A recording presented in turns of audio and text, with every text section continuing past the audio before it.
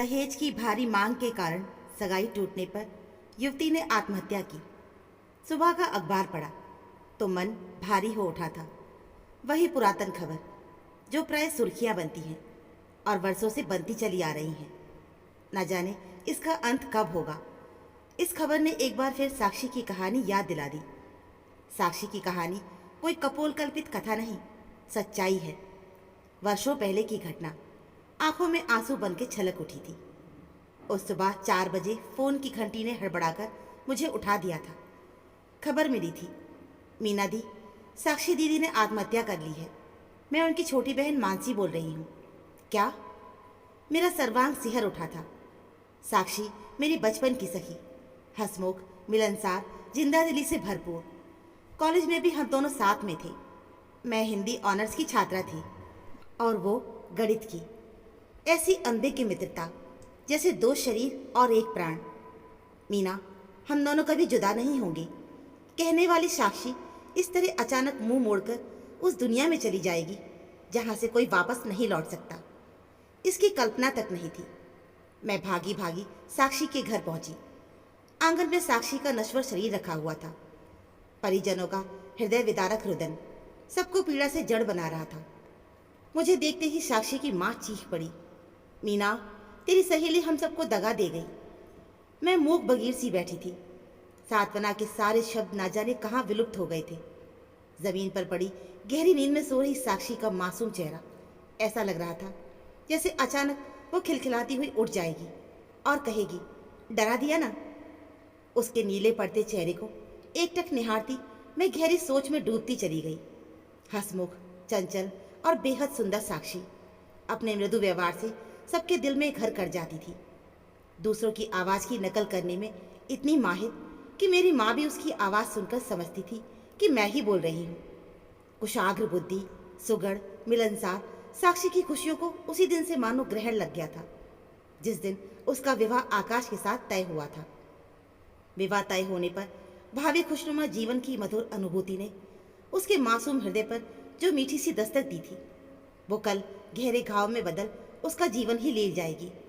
साक्षी को इसका तनिक भी एहसास नहीं था। उसने जब अपने भावी पति आकाश के बारे में मुझे बताया था, तब उसके मुखड़े पर प्रतिबिंबित लज्जा की लाली और आंखों की चमक में बहुत कुछ कौंधा था। उसकी आशाएं, सपने, उसकी प्रतीक्षा मानो मुखर हो उठी थी।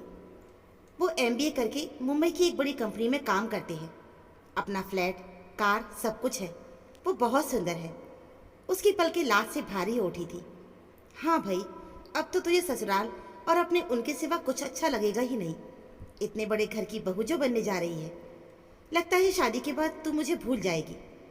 मैंने मीठी चुहल की तो वो बेसाख्ता से मेरे गले से लिपटकर भीगे स्वर में बोली, कैसी बातें करती है मीनू, मैं और तुझे भूल जाऊं? दुनिया इधर की उधर हो जाए पर यह कभी नहीं हो सकता। एक तू ही तो है जिससे मैं सारा दुख दर्द बांट सकती हूँ। कितना गलत कहा था साक्षी ने। कहाँ बांट पाई वो अपना सारा दुख दर्द। अगर मुझे उसकी खंडित मानसिक दशा का जरा भी अनुमान होता तो क्या आज वो सारे रिश्ते नाते तोड़ के जा सकती थी। भीषण अंतर्नाद, भारी विलाप के स्वर ने मेरी सोच पर विराम लगा दिया था। साक्षी का पार्थिव शरीर 4 कंधों पर चढ़कर अंतिम यात्रा हेतु तैयार था। हे ईश्वर, जो कुछ साक्षी के साथ घटा किसी भी लड़की के साथ ना घटे। मन ही मन प्रार्थना करती मैं रो पड़ी थी। हृदय वेदना से फटा जा रहा था और भीगी आंखों में बीती घटनाएं पुनः चलचित्र की भांति नृत्य कर उठी थी। अपनी सगाई के दिन कितनी खुश थी साक्षी। सबकी नजरें बचाकर वो बार बार ड्रेसिंग टेबल की दराज में रखी आकाश की तस्वीर निहार रही थी। उसकी ये हरकत मेरी दृष्टि से छिपी नहीं थी और चोरी पकड़ी जाने पर कितनी लजा गई थी वो, और मैं दिल खोलकर हंस पड़ी थी। आकाश और उसके परिवार वालों को देखकर सबने साक्षी के भाग्य को सराहा था। माता पिता, 2 छोटी बहनें, 1 छोटा भाई, भरा पूरा परिवार था आकाश का। अब साक्षी प्राय सपनों की मादक दुनिया में खोई रहती थी। 2 महीने के बाद शादी की तिथि निर्धारित हुई थी। एक दिन वो मेरे घर आई तो उसके सुंदर मुखड़े पर विषाद की गहरी बदलियां देखकर मैंने टोका था, क्या हुआ साक्षी? मीना, क्या बेटी के रूप में जन्म लेना पाप है? ये तो क्या कह रही है? मैं हतप्रभ थी। लड़कियों के गुण, उनकी शिक्षा, आचार व्यवहार सब कुछ रुपयों के आगे गौण क्यों समझ लिए जाते हैं? अगर आकाश एक अच्छे उपयुक्त वर है तो क्या मैं भी उनके योग्य नहीं हूँ? आखिर हुआ क्या है? उन लोगों ने 7 लाख कैश और एक मारुति वैन मांगी है। पता है मुझे उदास देखकर पापा ने क्या कहा? बोले, बेटी, मन में कोई अपराध बोध मत पालो। ये समाज की रीत है और पिता का फर्ज है।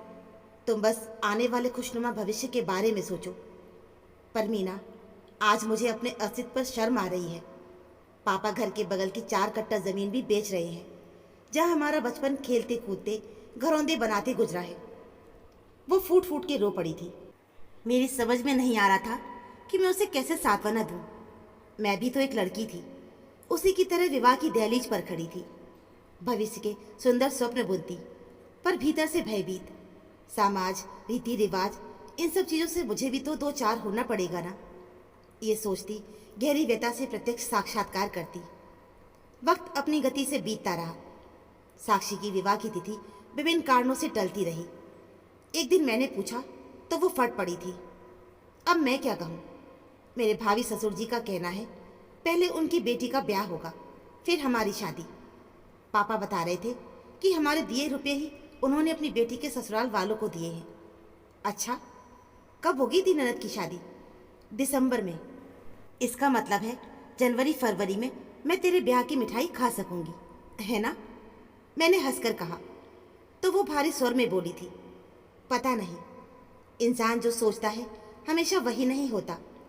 वक्त कभी कभी हर मोड़ पर परीक्षक की तरह खड़ा मिलता है।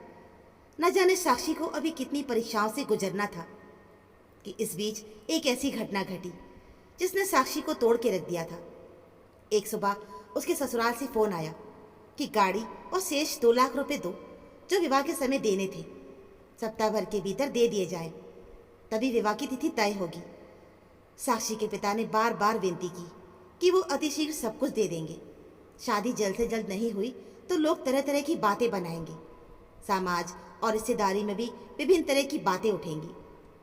लगभग 1.5 वर्ष से केवल तिथियां ही तो दी जा रही हैं, पर आकाश के पिता की एक ही जिद थी, अभी सब कुछ दे दिया जाए, जून के पहले सप्ताह में शादी जरूर हो जाएगी। साक्षी के पिता मजबूर थे। मन में विचारों का बवंडर उठ खड़ा हुआ था। आखिर क्यों बार बार शादी की तिथि बढ़ाई जा रही है? लड़का सगाई के बाद ना तो एक बार भी आया है और ना ही कभी फोन या पत्र के माध्यम से संपर्क हुआ है। ऊपर से बार बार रुपयों की मांग। बेटी की चिंता उन्हें घुन की भांति अंदर ही अंदर खाए जा रही थी। चिंता का परिणाम ये हुआ कि अचानक गहरे मानसिक तनाव के कारण हृदयघात से मौत। इस घटना से पूरा परिवार सन्न रह गया था और पिता की असमय मौत के लिए स्वयं को ही जिम्मेदार मानने वाली साक्षी परकटे पंछी की तरह मर्मांतक पीड़ा के आघात सागर में डूबती चली गई। साक्षी के पिता की मृत्यु का समाचार सुनकर उसके ससुराल वाले भी मातम पूर्ति के लिए आए, तो समाज के गणमान्य लोगों ने भी जल्द से जल्द विवाह संपन्न कराने की बात कही। पर जिस व्यक्ति के मन में जीवित व्यक्ति के प्रति कोई संवेदना ना हो, उससे मृत व्यक्ति की आत्मा की शांति हेतु उपाय करने की याचना करना भी सर्वथा गलत साबित ही हुआ। दबी जुबान से ही सही, पर साक्षी के ससुर ने स्पष्ट कह दिया था, हमने जो कहा है उसे तो आपको मानना ही होगा।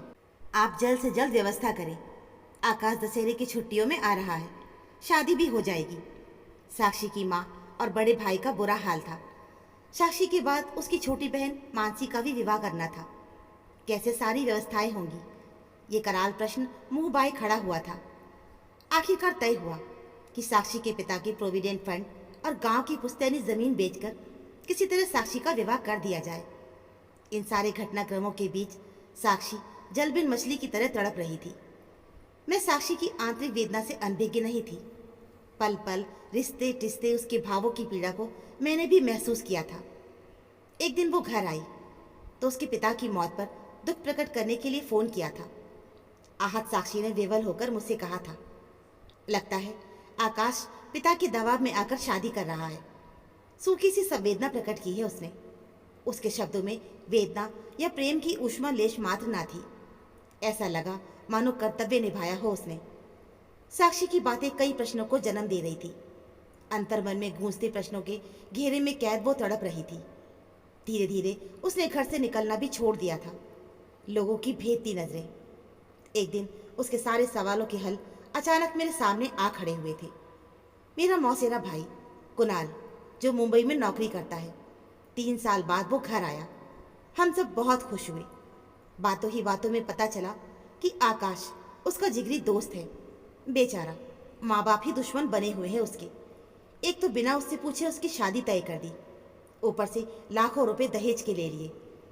मैंने बीच में ही बात काटते हुए पूछा, तो शादी क्यों नहीं कर लेता? वो एक महर्षि लड़की से, जो उसकी सहकर्मी भी है, उससे प्रेम करता है। अगर किसी से प्रेम करता था तो माता पिता को अंधेरे में क्यों रखा? उसने सारी बातें परिवार वालों को बता दी थी, पर घर वाले इस विजातीय विवाह के लिए राजी नहीं थे। आकाश की माँ ने तो अन्न जल ही त्याग दिया था।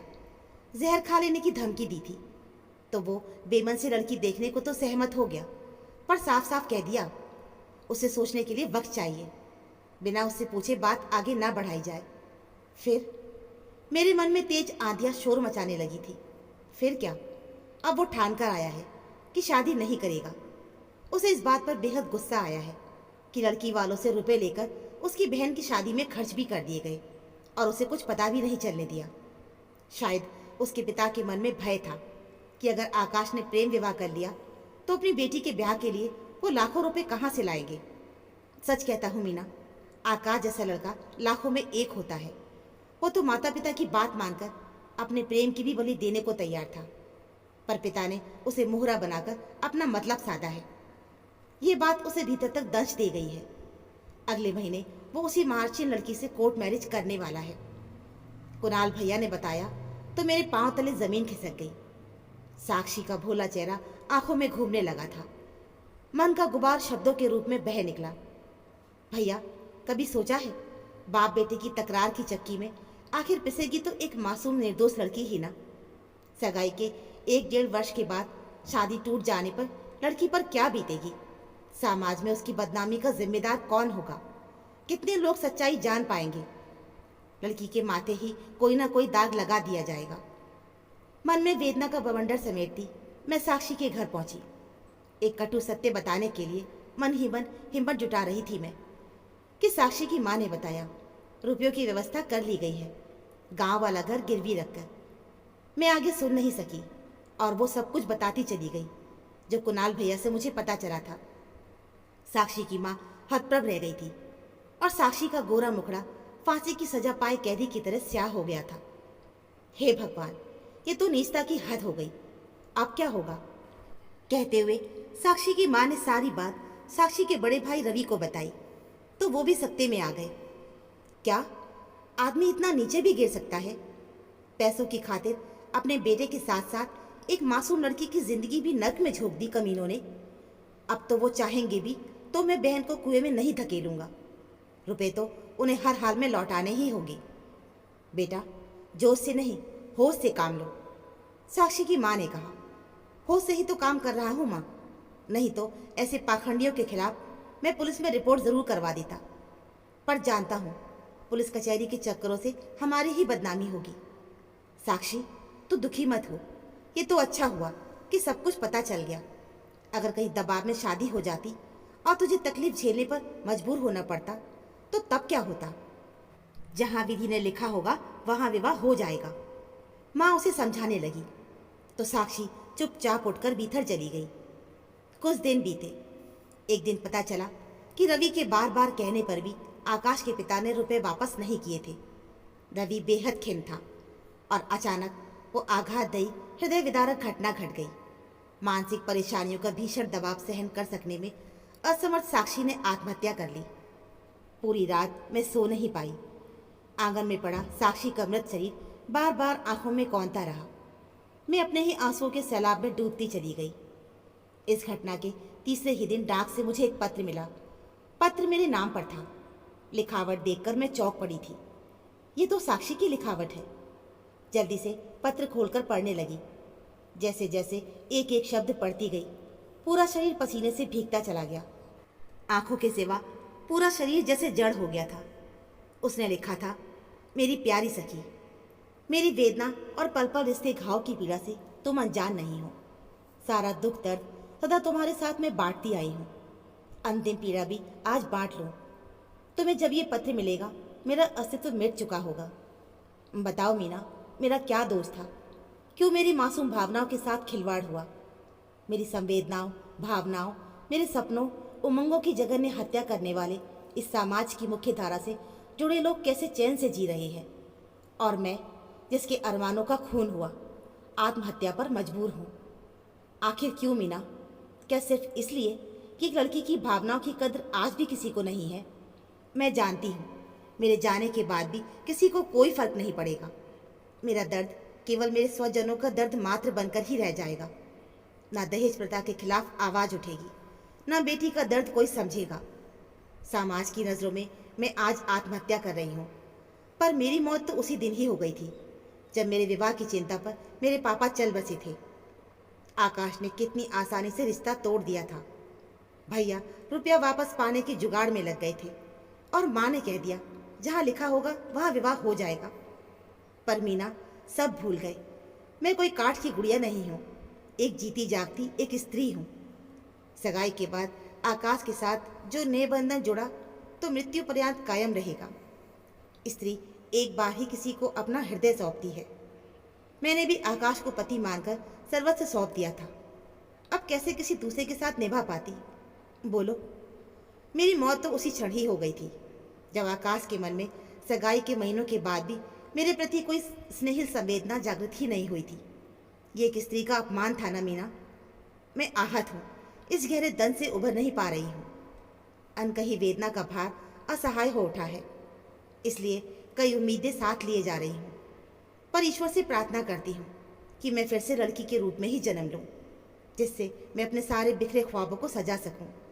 पर तब जब समाज से दहेज का कोड मिट जाए, विकसित समाज का ये बदनुमा दाग धुल जाए, फिर कोई लड़की भविष्य के मीठे सपनों का साक्षात्कार करने की तमन्ना लिए मृत्यु के अंधकार की साक्षी ना बने। क्या ऐसा स्वर्णिम समय कभी आएगा? अगर हाँ तो मैं भी आऊँगी, और नहीं तो समझना तुम्हारी साक्षी चली गई। बस अब आखिरी विदा। पत्र पढ़कर मैं संज्ञा शून्य सी बैठी रह गई थी। क्या ऐसा समय कभी आएगा? इन शब्दों की गूंज से आत्मा छटपटाने लगी थी। वर्षों बीत गए, आज भी ये प्रश्न अंतर्मन में ही गूंज रहा है। तो दोस्तों, हमारी आज की कहानी में बस इतना ही। ये कहानी आपको कैसी लगी हमें कमेंट बॉक्स में ज़रूर बताइएगा। कहानी अच्छी लगी हो तो प्लीज़ वीडियो को लाइक और चैनल पर अगर नए हो तो चैनल को सब्सक्राइब ज़रूर कर लीजिएगा। मिलते हैं फिर एक नई कहानी के साथ। कहानी सुनने के लिए आप सभी का बहुत बहुत धन्यवाद।